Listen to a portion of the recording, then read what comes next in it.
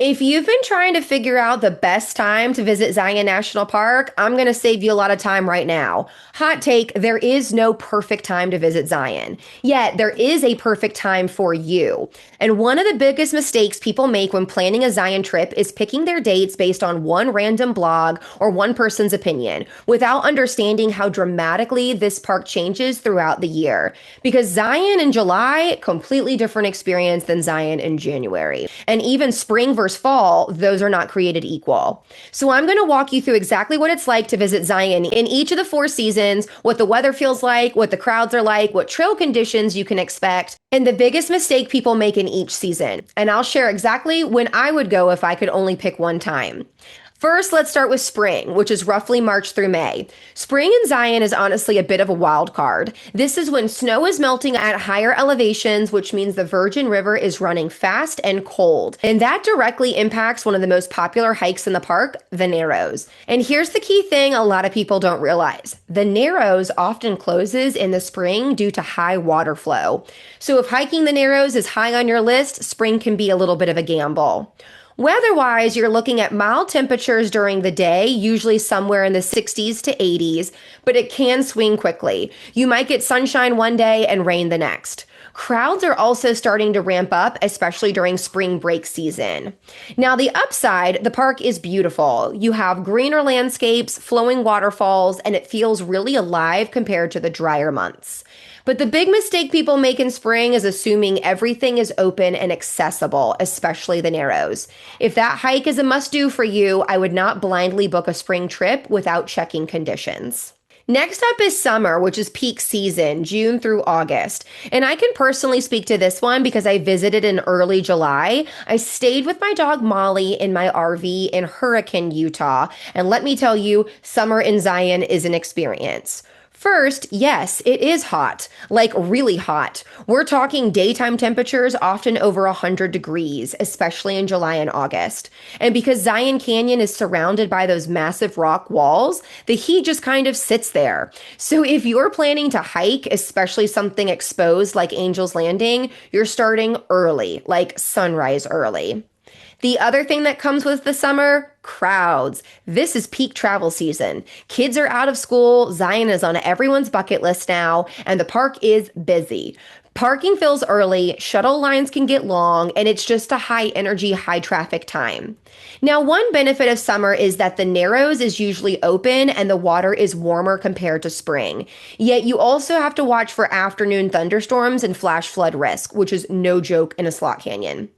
So the biggest mistake people make in summer is underestimating the heat and not adjusting their schedule. Midday hiking in July, that's how you end up miserable or worse. You've got to plan your day strategically. Now let's talk about fall, which is September through November. And this is my personal favorite. If I could only go to Zion once, I would choose early fall, specifically September. Here's why. The temperatures start to come down from that intense summer heat, yet it's still warm enough to comfortably hike, and more importantly, the Narrows is typically still open. You also start to see a slight drop in crowds once kids go back to school. Now let's be clear, it's still Zion, it's still very popular, but it's more manageable than summer. Weather-wise, this is about as close as you can get to that ideal balance. Warm days, cooler mornings, and generally stable conditions. By late October into November, you may start to see cooler temps and even some fall color depending on the year. Now, this is also a great time for popular hikes like Angel's Landing because you're not dealing with extreme heat like summer, and conditions are usually more predictable than spring. Yet the big mistake people make in fall is assuming it won't be crowded anymore. It's still a very popular time to visit, especially September and October, so you still need a plan. And honestly, this is where having a plan matters the most, figuring out what to do, in what order, and how to avoid wasting time in peak hours. That's exactly what I walk through step by step in my Zion planner, so you're not just showing up and hoping for the best. You can check that out at greatescapepodcast.com.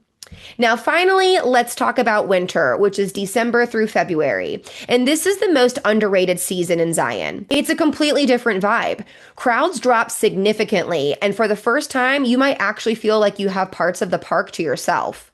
Now, weather-wise, it's colder. Daytime highs are usually in the 40s to 50s, and yes, you can get snow. And when it snows in Zion, it is absolutely stunning. Yet winter does come with trade-offs. Some trails can be icy or temporarily closed, especially higher elevation areas. The Narrows is much less appealing unless you're fully geared up for cold weather, and you'll need to be flexible with conditions. The shuttle system also runs on a more limited schedule or not at all at certain times, so access works a little differently. Yet if your goal is to avoid crowds and you don't mind bundling up a bit, winter can be an incredible time to visit. The biggest mistake people make here is assuming everything will be open and easy to access. Winter requires flexibility, but the payoff is solitude. So now let's break this down based on what you want out of your trip. If your top priority is hiking the most popular trails like the Narrows and Angel's Landing, your best bet is late summer into early fall. So think August through October, when water levels are safer and temperatures are more manageable. If you're planning on doing either of those hikes, I have full episodes on both to help you plan out what to expect. If your goal is to avoid crowds as much as possible, winter is your winner. Late fall can also be a good option, but winter is where you'll see the biggest drop. Now, if you're trying to travel on a budget, that also lines up with the off season, winter and parts of early spring, when lodging prices are typically lower. And if you're wondering when peak season is, it is late spring through summer, basically May through August when crowds are at their highest. So if I had to give you one answer, if I could only choose Zion once, I would choose early fall, specifically September. You're getting that sweet spot of good weather, better trail access, the Narrows still being open, and slightly fewer crowds than peak summer. To me, that's the best overall balance.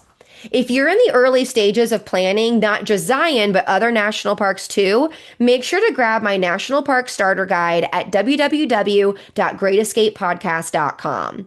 It'll help you avoid a lot of the common mistakes people make when planning these trips and make the whole process way easier. Zion is one of those parks that looks completely different depending on when you visit, and there's no wrong time to go. You just want to make sure you're going at the right time for the experience you're looking to have. And now you know exactly how to do that. Now hit subscribe so that you never miss a park adventure, and I'll see you in the next episode.